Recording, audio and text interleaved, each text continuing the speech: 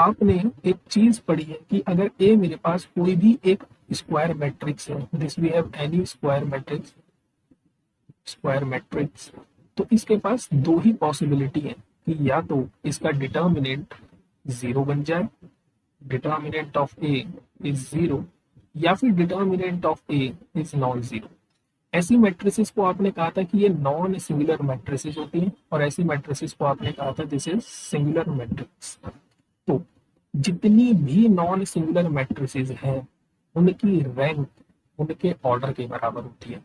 ठीक, तो जितनी भी नॉन सिंगुलर मैट्रिक्स है, तो suppose suppose suppose A is non singular matrix of order n, this implies rank of a is exactly n। तो हमारे लिए काम आसान हो गया। काम क्या आसान हो गया कि अगर हमें किसी भी मैट्रिक्स की रैंक चेक करनी है तो सबसे पहले मैं उसका डिटर्मिनेंट कैलकुलेट करूंगा।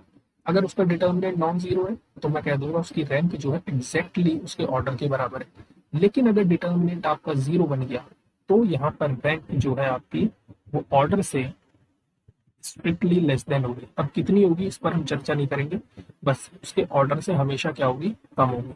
ये बात क्लियर हुई? ठीक। अब हम चलते हैं अपना सिस्टम ऑफ लीनियर इक्वेशन पर। सिस्टम ऑफ लीनियर इक्वेशन, सबसे पहली बात, सिस्टम का मतलब आपको एक से ज्यादा इक्वेशंस गिवन होंगी। इक्वेशंस कैसी होंगी, वो लीनियर होंगी। ठीक, और हम इसको सॉल्व करेंगे बाय मैट्रिक्स मेथड। ठीक, कैसे, मैट्रिक्स मेथड से। अब यहाँ पर आपको साथ देगा रैंक। ठीक, आपका कैलकुलेशन इजी कर देगा। तो सबसे पहले हम सिस्टम ऑफ लीनियर इक्वेशन लिख लेते, कैसा दिखेगा, ये कुछ ऐसा दिखेगा, a1x plus b1y plus c1z equals to d1, a2x plus b2y plus c2z equals to d2 and a3x plus b3y plus c3z equals to d3। ये मेरे पास तीन इक्वेशंस हैं, this we have first one, this we have second one and this we have third one. और मुझे इन तीनों system को, देखो सॉल्यूशन का मतलब क्या होता है, we want to find the value of X Y and Z. मुझे एक्स वाई जेड की वैल्यू कैलकुलेट करनी है और वो मैं किस मेथड से करूंगा, मैट्रिक्स मेथड से। तो मुझे इन तीनों सिस्टम ऑफ इक्वेशन को कन्वर्ट करना पड़ेगा पहले मैट्रिक्स फॉर्म में। मैट्रिक्स फॉर्म में ये चीज कैसी दिखेगी आपको, तो जो फर्स्ट मैट्रिक्स बनेगी वो बनेगी इनके कोएफिशिएंटों की। तो x का कोएफिशिएंट a1, इधर y का कोएफिशिएंट b1, इधर z का coefficient c1। In the same way a2, b2 and c2 and here we have a3, b3 and c3। Now इसके ठीक पड़ोस में जितने भी वेरिएबल्स आपको गिवन है आपकी इक्वेशन में, आपको वो लिखना है। तो हमारे पास तीन ही वेरिएबल है, x, y एंड z। और आपकी राइट हैंड साइड में क्या आ जाएगा, d1, d2 एंड d3। तो ये है आपका सिस्टम ऑफ लीनियर इक्वेशन को आपने कन्वर्ट कर दिया मैट्रिक्स फॉर्म में। नाउ ये जो मैट्रिक्स है, इस मैट्रिक्स को मैं नाम दे रहा हूं कैपिटल ए, क्योंकि इसके अंदर एक सारे के सारे कोएफिशिएंट है, इसलिए इसको कोएफिशिएंट मैट्रिक्स कहते हैं। यहाँ पर मेरे पास वेरिएबल है, इस वेरिएबल मैट्रिक्स को मैं नाम दे देता हूँ कैपिटल एक्स। और इधर राइट हैंड साइड में मेरे पास सारे के सारे d1, d2, d3 कांस्टेंट है, तो मैं इसको नाम दे देता हूँ b। Now ax equals to b, ये जो फॉर्मेट है, this is your system of linear equation in matrix form. अब यहाँ पर भी दो बातें आती हैं, वो दो बातें क्या है उनको समझते हैं ताकि आपका काम और आसान हो जाए।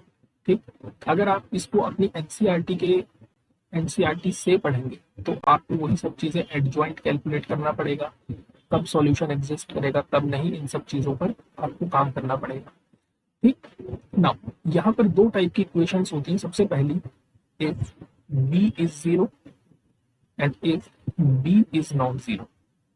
ये आपको थोड़ी सी मेहनत करवाएगा, लेकिन ये देखते ही आप बता दोगे कि सिस्टम के पास यूनिक सॉल्यूशन है या इनफाइनाइट सॉल्यूशन है। नाउ जिस टाइम पर आपका b जीरो हो जाएगा, b मतलब ये जो राइट हैंड साइड है आपकी d1, d2, d3, ये तीनों के तीनों आपके जीरो बन जाएंगे। उस टाइम पर हम क्या करेंगे, हम सबसे पहला काम करेंगे कि डिटर्मिनेंट ऑफ ए कैलकुलेट करेंगे कि डिटर्मिनेंट ऑफ ए क्या है।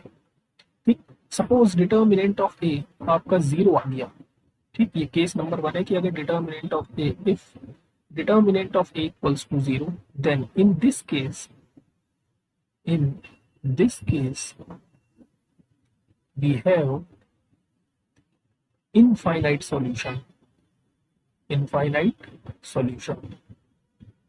ठीक। सेकंड केस, अगर determinant of A is non zero, अगर आपका determinant of A is non zero है, then in this case we have unique solution, that is solution क्या होगा आपका, x equals to y equals to z equals to 0। तो अगर आपका जो राइट हैंड साइड है ये d1 d2 d3, अगर ये आपका 0 बन गया साइमल्टेनियसली, जैसे मैंने आपको इक्वेशन दे दी 2x plus Y equal to 0, and यहाँ पर दे देता हूं मैं 3x plus Y equals to 0। जब आप इन दोनों इक्वेशंस को सॉल्व करोगे तो आप यहाँ पर डिटर्मिनेंट कैलकुलेट करोगे। यहाँ पे मैट्रिक्स कितनी है आपकी, 2 1 3 1। Now what is the determinant of this matrix is 2 -3, जो -1 है, विच इज नॉन जीरो। तो जब आप इस सिस्टम को सॉल्व करोगे तो आपके पास केवल एक ही सॉल्यूशन आएगा, जो x equal to Y equal to 0 होगा। आप इस इक्वेशन को सॉल्व करके चेक भी कर सकते हो कि इसका सॉल्यूशन केवल 0 ही सॉल्यूशन आएगा। ये केवल तभी पॉसिबल हो पाया जब आपकी राइट हैंड साइड दोनों की दोनों 0 है।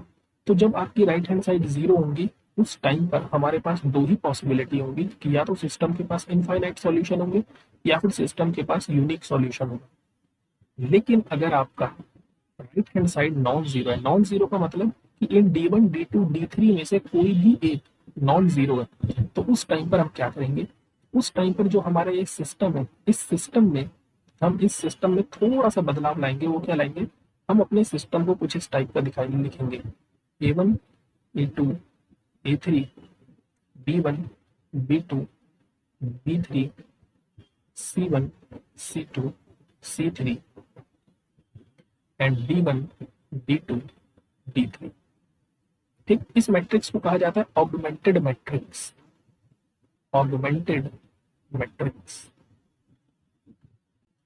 ठीक। अब इस केस में आपको फाइंड आउट करनी है रैंक। देखो अगर आप ध्यान से देख पा रहे हो तो ये जो मैट्रिक्स है, दिस मैट्रिक्स इज योर ए, और ये जो पूरी बड़ी वाली मैट्रिक्स है, ये मैट्रिक्स क्या है, ए ऑगमेंटेड बी, ठीक।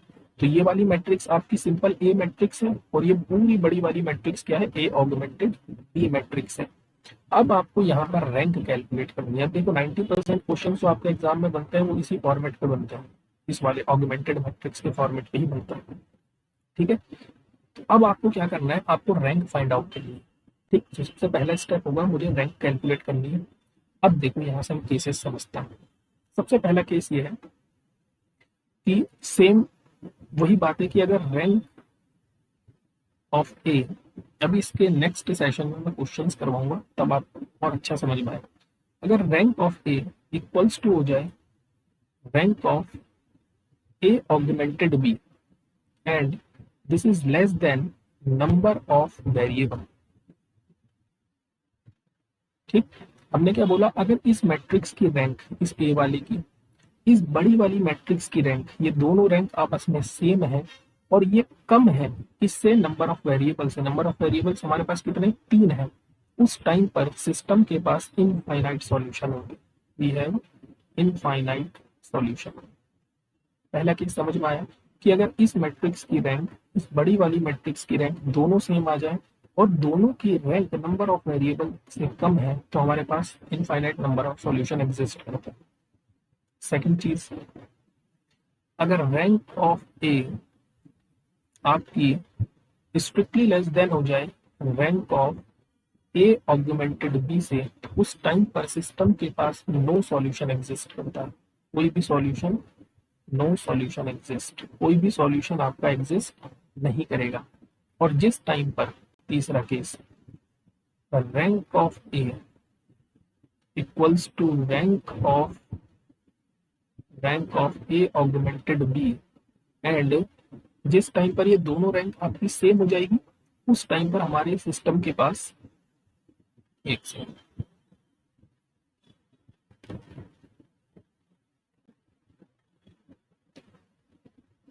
या आप, हाँ ठीक है, जिस टाइम पर ये दोनों रैंक सेम हो जाएंगे and this is equals to number of variable कह लो, उस टाइम पर हमारे सिस्टम के पास यूनिक सॉल्यूशन एग्जिस्ट करना शुरू कर देगा। We have unique solution. Clear है ये बात?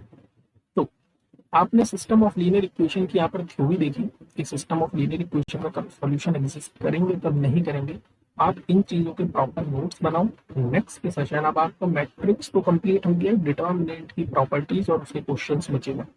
तो with in I think 3 to 4 lectures में आपका मैट्रिक्स एंड डिटर्मिनेंट कंप्लीट हो जाएगा और उसके बाद हम पीवाई क्यू सॉल्व करेंगे। तो इन सब के आप प्रॉपर नोट्स बनाओ, आपका कोई भी क्वेश्चन नहीं छूटेगा, इस बात की श्योरिटी। तो मिलते हैं नेक्स्ट सेशन में, तब तक के लिए जय हिंद जय भारत।